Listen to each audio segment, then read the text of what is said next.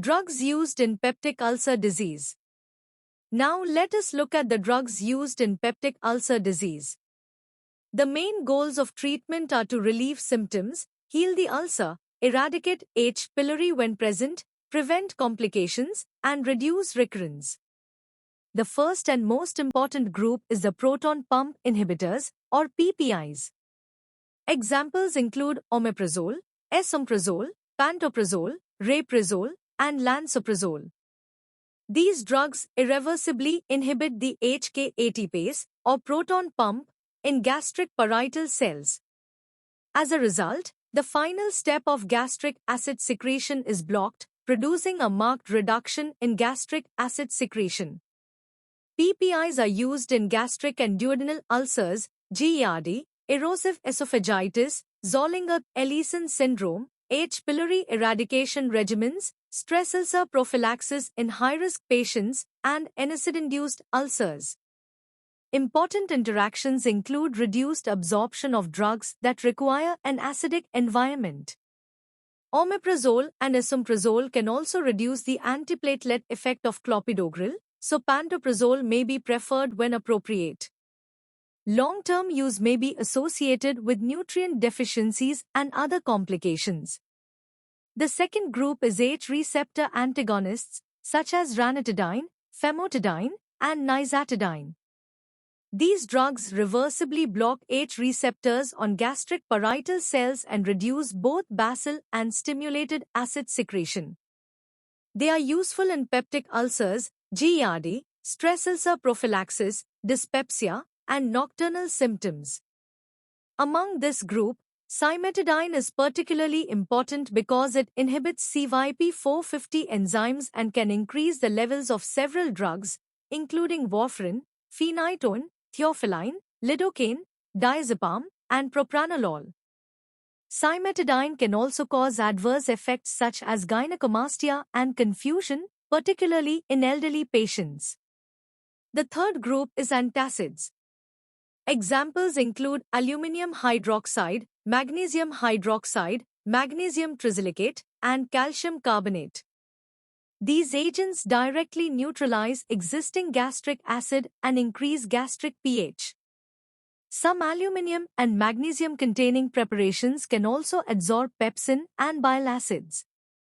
They mainly provide rapid symptomatic relief but do not heal ulcers as effectively as PPIs.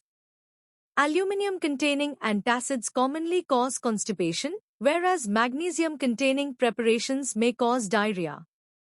Antacids can also reduce the absorption of drugs such as tetracyclines, fluoroquinolones, levothyroxine, and digoxin, so they should be administered with an appropriate time interval. The fourth group is mucosal protective agents.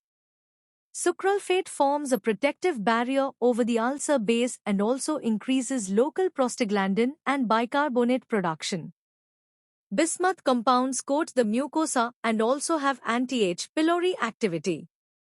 These drugs are useful in gastric and duodenal ulcers and may be used as part of H. pylori eradication regimens. Sucralfate can interfere with the absorption of several drugs, while bismuth can cause black stools and, at high doses, salicylate-related toxicity.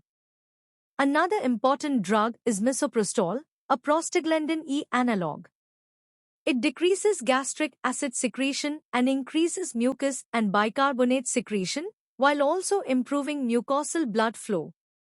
Its major indication is the prevention of NSAID-induced ulcers. However, it can cause diarrhea, abdominal cramps, nausea, and uterine contractions. Therefore, it is contraindicated in pregnancy because it can induce uterine contractions and abortion. When an ulcer is associated with H. pylori, eradication therapy is essential because it reduces recurrence and prevents complications. Common regimens include triple therapy, consisting of a PPI with clarithromycin and amoxicillin, or metronidazole when appropriate. Another option is bismuth quadruple therapy, which combines a PPI, bismuth, tetracycline, and metronidazole. An important drug interaction to remember is the disulfiram-like reaction with metronidazole and alcohol, so alcohol should be avoided during treatment and for the appropriate period afterward. Clarithromycin can also interact with drugs metabolized through CYP3A4, including certain statins and warfarin. Finally, some general principles should always be kept in mind. Use the lowest effective dose for the shortest appropriate duration, avoid NSAIDs whenever possible or provide gastroprotection when necessary, eradicate H. pylori in infected patients, encourage smoking cessation, and ensure good adherence to treatment. To summarize, PPIs are the most effective drugs for acid suppression and ulcer healing. Antacids provide rapid symptomatic relief. Mucosal protective agents protect the damaged mucosa. Misoprostol is particularly useful for prevention of NSAID-induced ulcers, and H. pylori eradication is essential when infection is present. The choice of treatment should ultimately be individualized according to the patient's clinical condition, ulcer severity, NSAID use, and presence or absence of H. pylori infection.